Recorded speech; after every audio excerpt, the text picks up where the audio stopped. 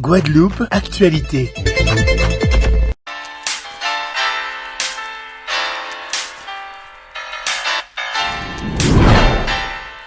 RL Location Automobile. Pour toutes vos locations de voitures et utilitaires en Guadeloupe, faites appel à RL Location Automobile. Avec RL Location Automobile, réservez en toute tranquillité 7 jours sur 7, 24 heures sur 24. RL Location vous propose une large gamme de voitures et d'utilitaires au meilleur prix sur le site internet www.rl-location.com. RL Location, c'est aussi l'assistance et la livraison. Pour tout renseignement, contactez-nous au 0590 10 66 87. Offre exceptionnelle en ce moment. Un véhicule catégorie A à partir de 15 € par jour. Un véhicule catégorie B à partir de 20 € par jour. Non, nous sommes du côté de Petit-Bourg. Salle Laura Flessel qui est déjà à l'intérieur, on l'a vu tout à l'heure. Bien évidemment, on vous a fait le suivi de l'arrivée de la flamme en Guadeloupe depuis ce matin lorsqu'elle est arrivée du côté de Pointe-à-Pitre. Après, vous êtes passé à Gosier puisque la flamme à chaque fois fait une espèce de boucle, un parcours. Donc nous, on vous montre le début du parcours et on a une deuxième équipe qui vous montre l'arrivée à la fin du parcours prévu pour la flamme par commune, donc bien évidemment. Donc là, nous sortons de Basse-Terre et nous sommes arrivés à Petit-Bourg. Donc nous sommes en amont de la flamme pour changer. Donc elle va partir dans pas longtemps, une petite dizaine de minutes. Ça se trouve, elle est même déjà partie de son point de départ. Mais nous, on est là et on va poser des questions aux gens qui attendent pour savoir pourquoi ils sont venus aujourd'hui, quelle était l'importance pour eux de participer à cet événement. Depuis quand ils attendent aussi? Est-ce qu'ils attendent depuis longtemps? On sait qu'il y a beaucoup de monde au point de départ justement puisque les gens voulaient voir le relais, voulaient voir la flamme commencer son parcours. Donc ils sont au point de départ et le point d'arriver pour un premier Kiss Touch, donc où il va y avoir un relais d'allumage de flamme, c'est ici. Donc où la flamme devra arriver peut-être une vingtaine de minutes ou une demi-heure après son départ. Ah ben voilà, on va commencer par ici. Bonjour. Alors vous êtes sur Canal 10. Est-ce que vous pouvez nous dire pourquoi vous êtes venu aujourd'hui? Pourquoi vous avez l'air d'attendre le passage de la flamme quand même? Donc pourquoi? C'est pas tous les jours que ça arrive ce genre d'événement. Et puis en plus on habite tous à Petit-Bourg, donc c'était plus facile pour nous de venir. D'accord. Alors vous avez suivi depuis ce matin les différents parcours ou pas encore? On parlait de la Pointe des Châteaux, on a parlé aussi à Pointe-à-Pitre. Oui, il nous tarde même de voir les images ce soir d'ailleurs. Ah bah vous pouvez regarder sur Canal 10, on a fait tout le suivi depuis à 5h pour le bateau, donc comme ça vous allez vraiment voir l'arrivée. C'était vraiment, il y avait beaucoup de monde. Vous avez aimé? Vous avez regardé? On a vu quelques images, c'était super, magnifique, et j'espérais qu'avec sa mamie c'était très émotionnel. Vous avez vu, donc voilà, donc pas mal d'images. Effectivement, merci beaucoup pour ces éléments d'information. Donc nous, on va continuer, on va poser quelques questions quand même aux gens. Bon, on va remonter, après on va traverser et on va faire l'autre versant, comme on dit. Donc là, comme je vous disais, on est à Petit-Bourg. Salle Laura Flessel, qui d'ailleurs elle-même est à l'intérieur de la salle qui porte son nom. Donc ça, c'est vraiment une fierté. Bonjour mesdames. Il y a la télé? Il y a la télé, il y a Canal 10. Je suis sur Canal 10? Oui. Oh là là, ma chère. Alors, allez. Moi qui ai peur des écrans. C'est vrai? Oui. Ben, n'ayez pas peur des écrans. Ça va bien, comme dit, ça va bien se En passer. direct? Oui, madame, nous sommes en direct. Alors, est-ce que vous voulez vous présenter et surtout nous dire pourquoi vous êtes là aujourd'hui? Ben écoutez, moi c'est Johanna, je suppose que toute la Guadeloupe on connaît. Je suis venue avec mon fils, ma marraine, toujours ma marraine, ma mère et mon dernier, vous voyez, il a une flamme. D'accord, bien. Donc lui, il n'a pas son t-shirt de flamme, mais bon, il participe. Et donc du coup, je suis venue avec eux pour qu'ils voient c'est quoi la flamme, c'est quoi les JO. Ils en entendent parler à l'école, ils en entendent parler à la télé, à la radio, aux infos. Et j'ai profité aujourd'hui pour qu'ils puissent voir ce que c'est vraiment la flamme et voir en fait l'ambiance et comment ça s'organise et le parcours également et ce que c'est vraiment la flamme olympique en Guadeloupe. Alors je vois qu'il a effectivement son t-shirt. Vous m'avez dit que votre aîné. Non, il ne l'a pas cet après-midi. Oui, mais il en avait un. Donc ça veut dire que vous avez fait une espèce de transmission pour le sport ou pour les Jeux Olympiques? Est-ce que vous pouvez nous expliquer un petit peu? Les deux.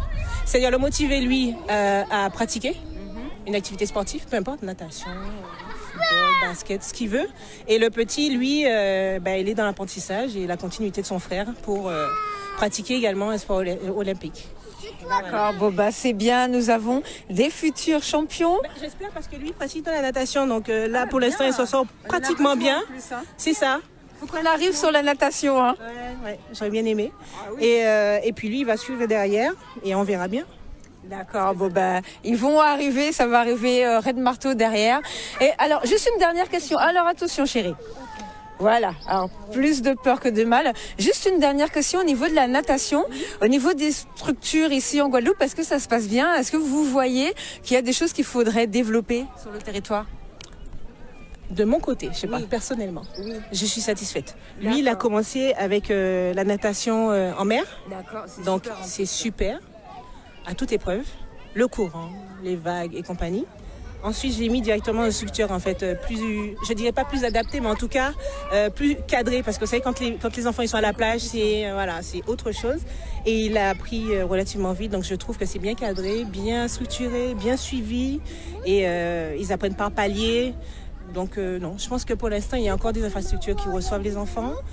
Après, c'est aux parents de choisir la bonne infrastructure, le bon endroit pour inscrire les enfants. C'est très important. Je ne sais pas si vous entendez régulièrement des enfants qui se noient chez la famille, chez des particuliers, chez des connaissances. Et je recommande à tout le monde d'inscrire leur enfant dans un sport de natation. Surtout qu'on vit sur une île. À nager parce que on habite sur une île et c'est important. C'est important. Ouais. D'accord. Eh bien, merci beaucoup pour cette information. Alors nous, on va continuer. Donc on traverse de l'autre côté et on regarde. Alors pourquoi les gens sont venus aujourd'hui? Bonjour. Alors je vois une petite fille avec. Ah bonjour. Bonjour monsieur. Bonjour. Alors vous êtes sur Canal 10. Est-ce que vous pouvez nous dire pourquoi vous êtes venus aujourd'hui? Est-ce que vous êtes venus en famille peut-être? Alors on est venu en famille. Pourquoi on est là aujourd'hui? Enfin en tout cas à 7h. C'est tout simplement parce que ce matin une mauvaise organisation nous a valu de rater la flamme sur le Moule, puisqu'on est sur la ville du Moule. D'accord. Et donc pour ne pas décevoir les petites, on se rattrape. Séance de rattrapage ici sur Petit-Bourg. D'accord, bon c'est super. Est-ce que vous leur en avez parlé? Est-ce qu'elles savent ce que sont les Jeux Olympiques? Qui est Marie-Josée Pérec? Alors les Jeux Olympiques, c'est sûr, on leur a bien expliqué. Marie-Josée Pérec, je vous avouer que j'ai pas fait son pédigré pour les petites. Mais nous, cette génération, on la connaît très bien, donc on espère pouvoir peut-être l'apercevoir, et puis voilà, tout simplement. Bah oui, en plus Laura Flessel est à l'intérieur de la salle. Là. Ah oui, là on est sûr de au moins elle la voir. Pour Marie-Josée Pérec, je ne suis pas certain, mais on verra. On attend patiemment. D'accord, elle était aussi à Basse-Terre, donc peut-être ça serait bien que le suive aussi, pourquoi pas la flamme. On l'espère. Très bien, bonne journée, bonne fin d'après-midi à vous. Merci beaucoup. Donc nous, on continue un petit peu notre tour pour voir comment ça se passe. Est-ce que ça fait longtemps que les gens sont là, en train d'attendre? Alors, on va quand même poser quelques... Ah, bon. Donc je passe, c'est ça? Bon, je passe. Alors, et voilà. Bonjour. Alors vous pouvez pas chapper, vous? Je savais que tu allais venir. Ah voilà, donc c'est une connaissance. Donc effectivement, alors sportif et plus que ça, c'est-à-dire qu'il entraîne les jeunes. Donc j'aurai plein de questions, je vais profiter pour lui poser plein de questions et tout ça. Alors est-ce que tu peux te présenter s'il te plaît pour les gens qui ne te connaissent pas? Miguel Gélas, ancien entraîneur du Pôle Espoir, ancien entraîneur de la MJCA, entraîneur du BMBC, donc j'ai ancien entraîneur aux États-Unis, donc multiple champion de la Guadeloupe, sélectionneur des équipes de jeunes en Guadeloupe et j'en passe, arbitre, voilà. Gros parcours. Alors déjà, on va structurer. Parce que sinon, il y a trop de choses à dire. On va commencer par les États-Unis, puisqu'il a une carrière internationale quand même. Alors, comment ça s'est passé? Pourquoi tu es parti aux États-Unis? Comment tu as été sélectionné ou comment tu as été chercher le poste? Et on veut tout savoir. Il faut savoir que depuis la saison 2004 à 2011, je travaillais déjà avec Raoul Ramdim et Michael Pietrus. Et aussi avec Fabrice Séné. Et on travaillait sur les camps en Guadeloupe. On faisait le camp avec Pietrus. Et on faisait venir des camps. Il y avait la NBA qui était venue une année en Guadeloupe en 2009. J'aime bien venir voilà. Les Guadeloupéens, eux. Hein. Voilà. Ils sont malins, et ensuite, j'étais parti en Chine avec Michael Pietrus pour faire une tournée avec la NBA. Et il y a une opportunité, un coach américain qui recherchait quelqu'un pour faire monter son programme. Donc on m'a fait la proposition, donc j'ai longuement réfléchi, je me suis dit mais pourquoi pas, et je suis parti aux États-Unis. Première année arrivée, ça a bien pris, on a fait un très bon parcours, on a perdu en finale, donc voilà. D'accord. Alors, et pourquoi être revenu, du coup, pour entraîner les jeunes ici? Ben, revenu par circonstance. Hein. Donc, en 2017, j'ai perdu ma grand-mère. Et quand je suis rentré pour la famille. Donc, nous sommes rentrés avec les enfants. Donc, voilà. Alors, comment se passe, maintenant on va parler de la Guadeloupe, il y a plusieurs centres d'entraînement. Comment ça se passe en général avec les enfants? Est-ce que les parents inscrivent déjà facilement leurs enfants? Est-ce qu'il y a beaucoup de licenciés pour les petits en Guadeloupe? Est-ce que les enfants apprennent bien le basket? Est-ce que pour l'instant, alors en plus, bon, ça fait beaucoup de questions. Donc déjà, comment ça se passe avec les enfants? Ben, ça se passe bien, hein, parce que bon, de toutes les façons, nous sommes là pour leur donner de la formation, mais c'est pour construire les hommes et les femmes de demain. Donc c'est ça avant tout. Hein. C'est inculquer des valeurs aux enfants, et ça passe aussi depuis à l'école. C'est travailler avec les écoles. Nous avons un cadre au niveau de la Ligue de basket qui fait le travail au niveau des écoles, qui est Marius Boisdur. Donc il y a un travail qui est fait en profondeur, et ensuite ce sont ces valeurs qu'on transmet après dans les clubs. Et au niveau du pôle espoir, le travail aussi se fait avec M. Patrick Cam et Philippe Uré. Donc c'est l'apprentissage des fondamentaux, montrer vraiment comment jouer au basket, et avoir de futurs champions demain pour nous représenter, par exemple au JO.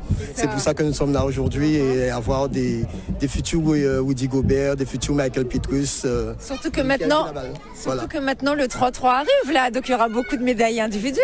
Oui, le 3-3 arrive. En plus, aujourd'hui, il y a une session de 3-3 qui est en train de se dérouler.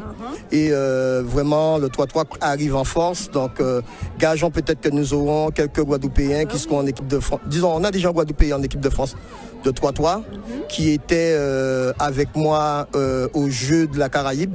Et actuellement, il est en équipe espoir. Il est en équipe de France de 3-3. C'est le jeune Boisdur. Donc, gageons que nous ayons beaucoup plus, peut-être une dizaine, et ce serait bien pour la Guadeloupe. Alors, juste une question. Alors, bon, moi, je précise, hein, parce que les gens doivent se dire, oui, comment elle connaît tout ça? Peut-être, c'est normal. C'est moi, non, je rigole. C'est que moi, j'adore le basket. Et donc, mon fils a fait du basket. Et il était dans une équipe, il était au niveau du gosier. Donc, moi, je voudrais que les gens comprennent bien la différence lorsqu'on est dans une équipe de basket classique. Et comme je disais, le 3-3 qui arrive en plus en force, le 3-3, c'est génial. C'est ce qu'on appelle, en gros, le street basket, le basket de rue, comme aux États-Unis. Donc, c'est quoi les différences pour les gens qui voudraient inscrire leurs enfants, ou bien pour les jeunes qui voudraient faire du basket mais qui savent pas trop quoi choisir? Alors, je dirais en gros, c'est que bon, on parle de 3-3 et on parle de basket en général. En fait, quand on regarde le basket, le basket c'est quoi? C'est une composante de fondamentaux individuels. Donc forcément, c'est du 1 contre 1 avant tout, on dira. Ensuite, il y a ce qu'on appelle les fondamentaux collectifs lorsqu'on passe du 2 contre 2. Et il y a pratiquement le jeu à 3 qu'on appelle pratiquement le 3-3. C'est des fondamentaux collectifs en 3 par 3. Donc voilà. Et la différence qu'il y a, c'est qu'en 3-3, c'est que c'est beaucoup plus rapide. C'est très physique, et c'est demi-terrain, et ça perd pas du temps, et forcément l'analyse doit se faire rapidement. Et il faut savoir que le 3-3, en fait, je dirais qu'en Guadeloupe, quand on regarde, nos meilleurs basketteurs ont été formés à cela, parce que c'est ce qu'on faisait auparavant en Guadeloupe. On disait qu'on allait faire un sway. Voilà, on disait qu'on allait faire un sway. Donc, je pense qu'en Guadeloupe, on avait déjà pratiquement inventé le 3-3. On était déjà dessus. Et aujourd'hui, ça revient. Donc, peut-être on va retrouver plus de jeunes, comme sous les playgrounds, comme on avait auparavant. C'est-à-dire que tu venais faire un match un souhait, comme on disait. Quand on arrivait à 10, c'était facile, et pour arriver à 12, ça prenait 1 heure pour arriver à 12. Donc forcément, c'est bien que ça puisse revenir en Guadeloupe, mais qu'on puisse l'approprier et qu'on puisse sortir des champions. Ouais, en plus, c'est génial. Le 3-3, c'est plus compétitif, plus agressif, on court et tout. Non, franchement, c'est vraiment génial. Alors, et dernière question, parce qu'après, je vais te laisser quand même un petit peu.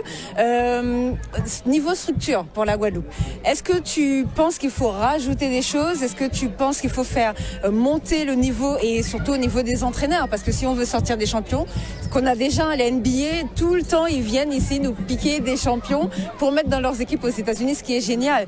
Mais c'est vraiment pour dire qu'on peut fournir des grosses équipes. Donc, est-ce qu'il y a encore un travail à faire pour l'avenir des jeunes et pour qu'on continue d'être la terre des champions? Le gros travail qu'il y a à faire, c'est d'abord au niveau des projets. C'est anormal qu'il y ait des fonds européens, comme par exemple les 5000 équipements. Vous avez des fonds pratiquement dédiés aux équipements de basket. Et c'est un peu anormal de voir qu'aujourd'hui, nous sommes en 2024, qu'il y ait autant de terrains couverts, qu'il y ait autant de difficultés pour faire des rencontres. La Guadeloupe est mal lotie en termes d'équipement, donc je pense que c'est la première des choses à faire, c'est de faire un travail en profondeur sur les projets, savoir monter les projets de façon que nous puissions avoir des équipements. Et ensuite, c'est le travail au niveau de la formation des entraîneurs, la formation du joueur, de façon pour qu'on puisse avoir un niveau de basket suffisant pour aller à l'extérieur et pour être compétitif. Voilà. D'accord, merci beaucoup les filles. Future basketteuse, pourquoi pas avec papa. Donc voilà, donc on continue, on fait un tour, on va peut-être rentrer, non? Il va y avoir des animations qui vont commencer. Donc, ah oui, il y a un attroupement de monde. Donc là, j'espère que vous avez bien pris des notes par rapport à ce qui a été dit pour le basket. Hein.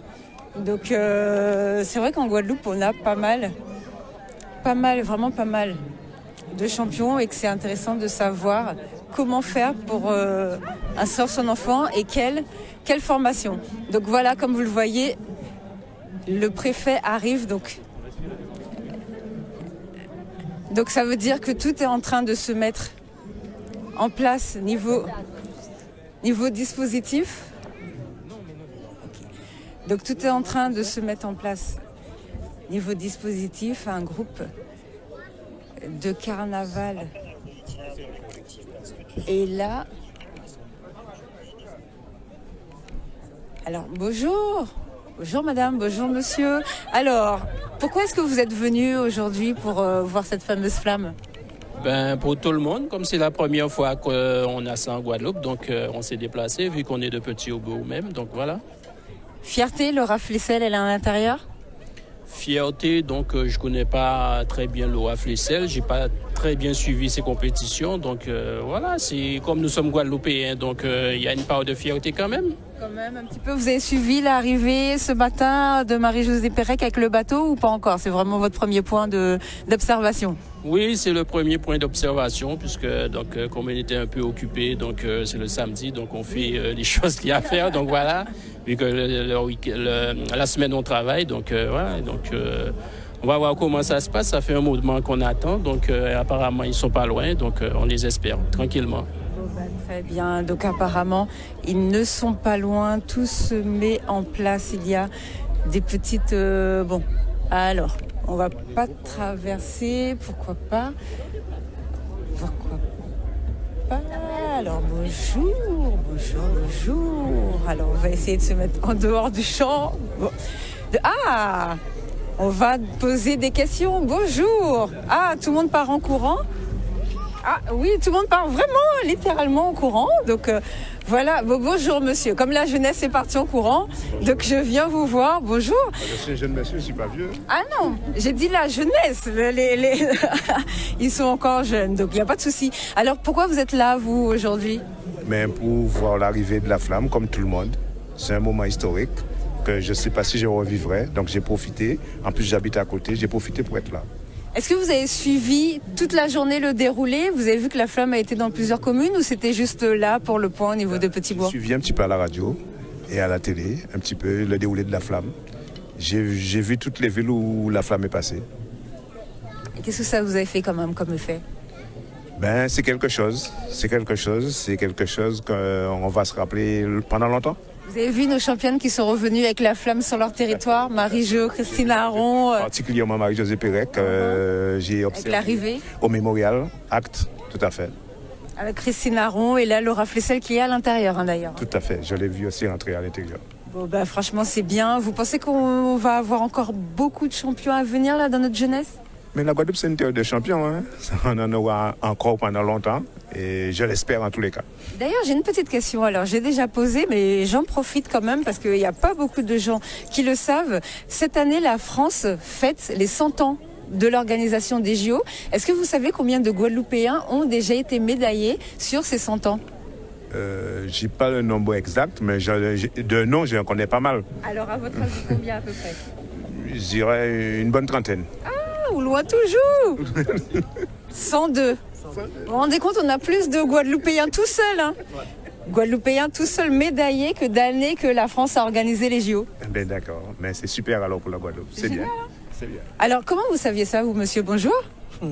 J'ai imaginé, je suis sportif, donc j'essaie de suivre un peu. Est-ce que vous saviez, par exemple, que le premier noir médaillé, ça a été un Guadeloupéen lorsque les Noirs ont eu le droit de participer aux Jeux Olympiques? Oui, j'ai vu ça quelque part, mais je me rappelle pas du nom. Je sais pas si c'est Bambuc. Alors moi, je vous avoue que je me souviens pas du nom non plus. J'avais fait une émission dessus, je me souviens plus. J'ai vu ça dans une émission et j'étais bien surpris, mais j'étais super content, quoi.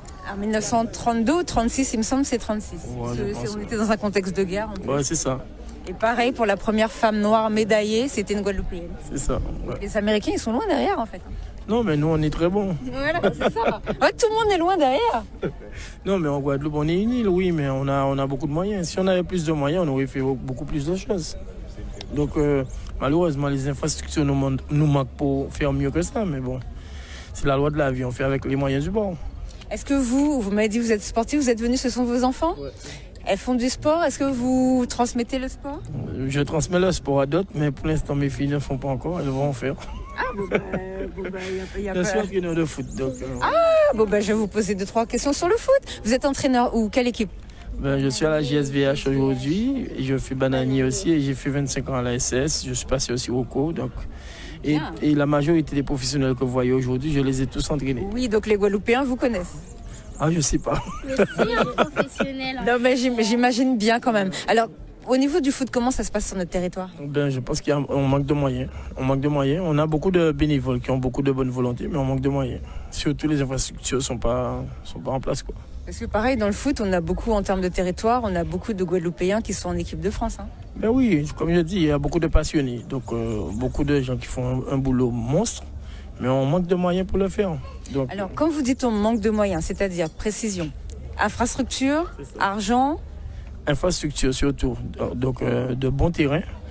Argent, c'est sûr, parce que le temps, c'est de l'argent. Il faut payer les compétitions, il faut payer les coachs surtout. C'est ça, le temps, c'est de l'argent et quitter chez soi tout le temps pour aller, laisser sa famille, donc ça coûte aussi. Donc, et les clubs, ce sont des associations de loi 1901, ils n'ont pas d'entrée d'argent spécialement, donc c'est pas évident, mais bon, on n'a pas le choix. Alors, vu le nombre de champions qu'on a chez nous, est-ce qu'il ne faudrait pas une politique alors, je ne vais pas dire spécial parce qu'il y a beaucoup d'autres sujets aussi à traiter, mais est-ce qu'il ne faudrait pas flécher quand même un petit peu plus sur ce point?